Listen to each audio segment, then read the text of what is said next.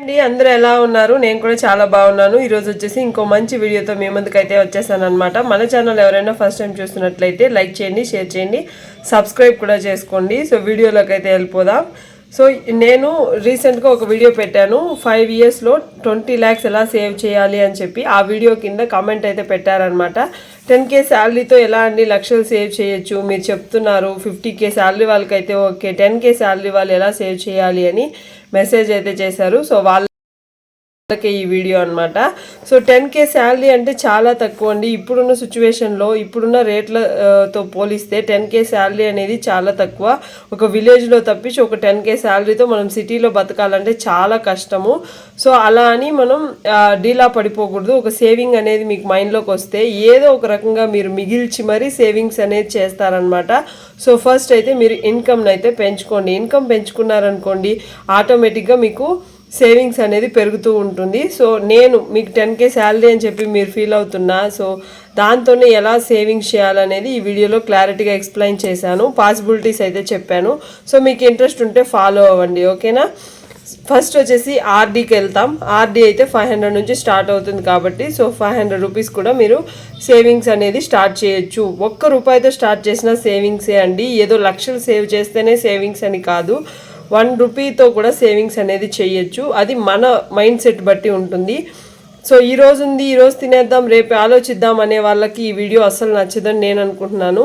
So 500 నుంచి start అవుతుంది అనమాట. సో ఆర్డీ అయితే కట్టుకోవచ్చు. మంచి ఇన్కమ్ అయితే మీకు మంచిగా సేవింగ్స్ అయితే వస్తుందన్నమాట ఆర్డీ కట్టడం వల్ల.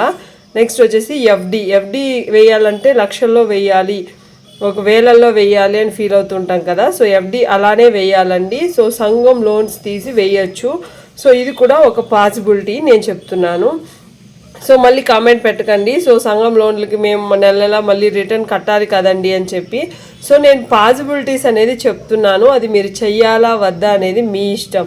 నెక్స్ట్ చీటీ. సో 500 మీ వల్ల అయింది, ఆర్డీ కట్టుతున్నాము, అలాగే చీటీ కూడా కట్టుకోవాలనుకుంటున్నాము అనుకుంటే 2000 నుంచి చీటీ అయితే కట్టుకోవచ్చు. మనం అనుకోవచ్చు 2000 ఏమొస్తుందంటే నెలలు పెంచుకుందాం, ఏముంది ఇన్ని నెలల్లోనే ఇంతే మనం సేవ్ చేయాలని ఏం లేదు కదా. సో అలాగా 2000 వేయండి, 1000 వేయండి, మీ ఇష్టం. మీ ఫైనాన్షియల్ ఎబిలిటీ ప్రకారం మీరైతే సేవింగ్స్ చేయండి, ఓకేనా. 2000ని 30 months వేసుకుంటే 60,000 మీరు సేవ్ చేయగలుగుతారు. అంటే దగ్గర మీరు 1 lakh దగ్గరికి వెళ్ళిపోతారనమాట. 60,000 వచ్చేసింది మీకు ఆల్రెడీ.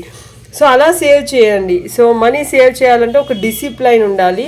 డిసిప్లైన్గా ఒక రోజు సేవ్ చేస్తాం, ఇంకో రోజు తినేద్దాం అనేలాగుంటే సేవింగ్స్ అనేది అలాంటి వాళ్ళకి యూజ్ అవుతుంది అనమాట.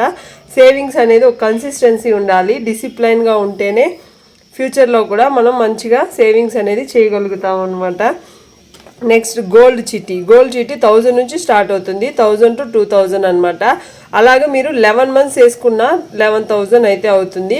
సో 1 gram గోల్డ్ కాయిన్ కొనండి, ఏముంది ఒక 5-10 years తర్వాత అమ్మేయండి, మనీ వస్తుంది కదా, రాకుండా ఎక్కడికి వెళ్ళదు.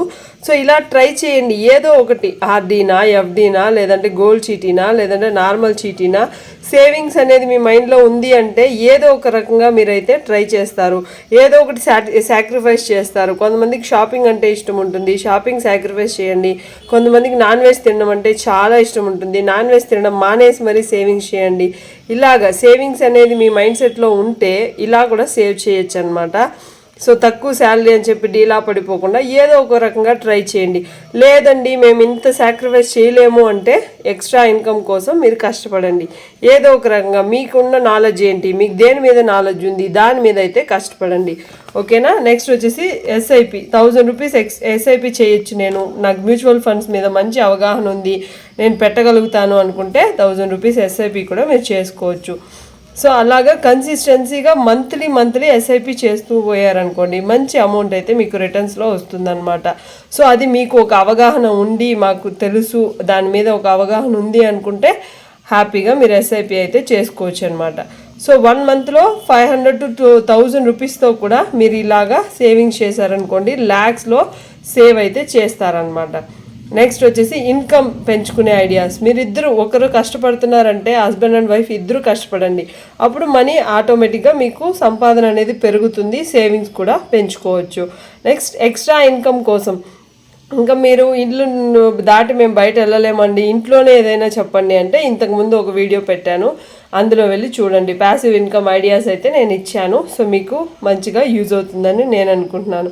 నెక్స్ట్ వచ్చేసి కష్టపడాలి. కష్టపడకుండా మన మైండ్ సెట్లో సేవింగ్స్ చెయ్యాలి, ఏముంది కూర్చొని సేవ్ చేద్దాం అనుకుంటే అవ్వదండి. కష్టపడితేనే మీకు సేవింగ్స్ అయితే చేయగలుగుతారు. నెక్స్ట్ సుకన్య సమృద్ధి యోజన, పీపీఎఫ్ అని చెప్పి మీకు అమ్మాయి అయినా అబ్బాయి అయినా 1000 రూపీస్ 2000 అలా వాళ్ళ అకౌంట్లో మంత్లీ వేస్తూ రండి.